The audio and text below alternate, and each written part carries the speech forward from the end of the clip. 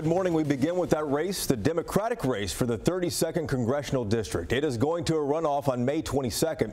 Here's what happened last week. Collin Allred got 39% of the vote, the clear frontrunner here in a crowded field.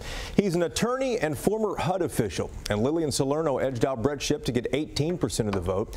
She is also an attorney and presidential appointee during the Obama administration. Both candidates right here in studio with us this morning to talk about what's happening next in their race as they head to the runoff. And joining the questioning, as always, is Bud Kennedy of the Star-Telegram. Congratulations. Thank you. Yeah, thank you so much. Thanks for coming in. Let's start with some numbers here, Collin. In the 2016 primary, I'm sure you've seen these, Pete Sessions got 46,000 votes in his primary in 2016 with Trump in it. The entire Democratic turnout for your primary was, what, 38,000 votes. You got a portion of those.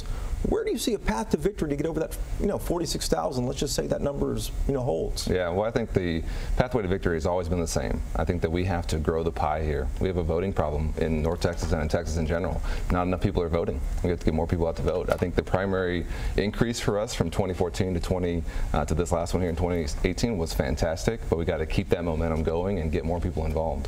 You have, what, 8 months to November, providing you make it through the runoff. Yeah, we do. How do you do that? Well, we have to register some voters, but we also have to generate excitement. We have to make sure that people know about this race, so they know that there is someone running who's going to go to Washington and fight for them. And I think in our campaign, what we've done really well is we've generated a lot of excitement. We've got young people involved. We've got a diverse group of people involved, and that's the way we're going to win, is to make sure our electorate looks like our community. Lillian, you two placed, you placed second. You two, though, had quite a few endorsements like Collin did, but you were significantly behind him. How do you make up that deficit? Well, we're so excited about the number of people that came out and voted on the primary, and there were 7 good candidates, and we think that we're going to be able to get a lot of people out there that are going to make sure that whoever we send to take on Pete Sessions in November is the candidate that can beat him. And I believe that the excitement that we generated with all 7 of us, that now it's a different race. Well, a lot of this primary did center around organization and turnout, but tell me about policy between the two of you. Be specific about some policy point where you disagree with your opponent. If someone's out there trying to make their runoff decision, maybe they voted for someone else, maybe they didn't vote in the runoff, they'd like to come out and choose. Tell me a specific point. Well, for me, I've been working as a business person and as a presidential appointee, and I am running because of a couple of things. One is healthcare. Healthcare for 2 reasons. Healthcare is, I was that single mom that sent her daughter Ebby to school with a strep throat because I couldn't get her into the doctor and I couldn't take off work. We've got to do better by working families. And second, it's about power. Power. We need someone to go up there and fight, not just for good, but fight against bad. And people in North Texas need somebody who's a proven leader. And I've made a payroll. I've hired hundreds of workers. I understand workforce development. And this is a city of business here in Dallas. Collin, compassion. Collin, I don't know if there was a policy point there, but tell me where you feel like you differ. Well, I think on policy, I try to boil it down to what is going to create a chance for people to have a chance. So how do we create opportunity here? How do we make sure that everybody can chase their version of the American dream? I think we have a healthcare crisis here in North Texas. 1 in 5 people in Dallas County don't have health insurance. That's why I've been so strong about talking about how we have to get to universal health care. Now we need to do that by having whatever you want to call it, robust public option, Medicare for all. I think we need to have a baseline of care for everyone in this country. And people say, well, how are we going to afford that? And I always tell them, we already have universal health care. We just do it in a way that I think is cruel and kind of stupid. We do it through our emergency rooms. How do you get there on health care in the face of a $20 trillion debt? How do you do that? Well, I think things like the $1.5 trillion tax cut that the Republicans just passed make it much more difficult. And we have to acknowledge that this is about priorities. We can afford to do these things. We can afford to take care of our people. We just have decided not to. And we are paying so much right now to take care of folks who don't have health insurance. When you go to Parkland Hospital and you don't have health insurance, we are all bearing the cost of that through our property taxes. Local level health. Yeah. Well, I've been working in healthcare. My company made medical devices that we sold into the healthcare system. It's broken. And it's broken because there's no competition and there's no transparency. You should know what it costs when you go into the physician. You should know what it costs when you take your child into a hospital. We can do that. I know how to do that. I've passed bipartisan legislation.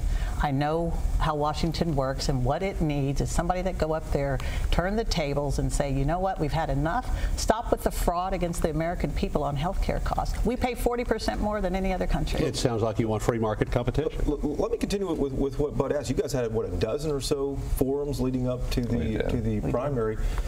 Sort out how you guys, regardless of policy, how are you different from each other? Because you guys sound an awful lot alike.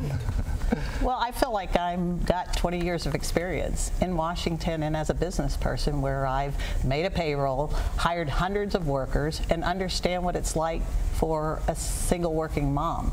And I think that what we need from North Texas is leadership. And with Pete Sessions, we haven't had leadership. We've had somebody who just goes along. He may be head of the Rules Committee, but he works for Paul Ryan. Well, for me, I'm a local guy. I was born and raised here. I was raised by a single mother who was a Dallas Public School teacher. I'm a product of Dallas Public Schools. I think I know what North Texas families are facing because I've lived it. I went to the same schools their kids went to. My mom taught in those schools. And I know where we need to go and what we need to be investing in to give our folks a chance. And so my focus is hyper-local.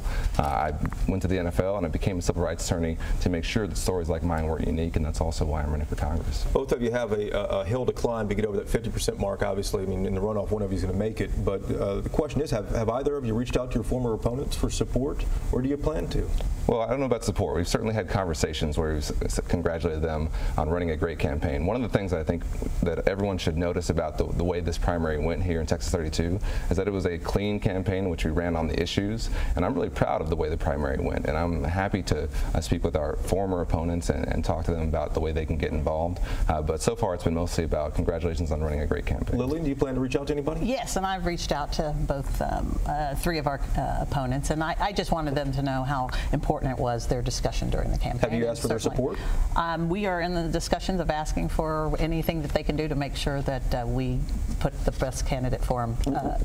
Neither one of you raised the most money in this race. How will you raise the money it takes to go against an incumbent like Sessions? Well, I think that the money talk has been kind of interesting to me because I think we haven't talked enough about the grassroots volunteer power that it takes for any Democrat to win in Texas. In our campaign, we knocked on over 27,000 doors since December, and we did that because we have hundreds of volunteers.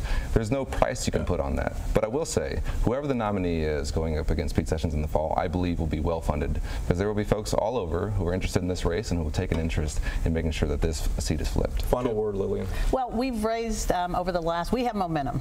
Our campaign over the last 45 days has raised more money than our opponents, and we believe that we'll get all the resources we need. We also haven't elected a woman to Congress from the state of Texas in 22 years. We have 3 women that represent the delegation in Congress out of 38. That's not okay. We need representation from this district for the over 50% of the female population, and we haven't had it.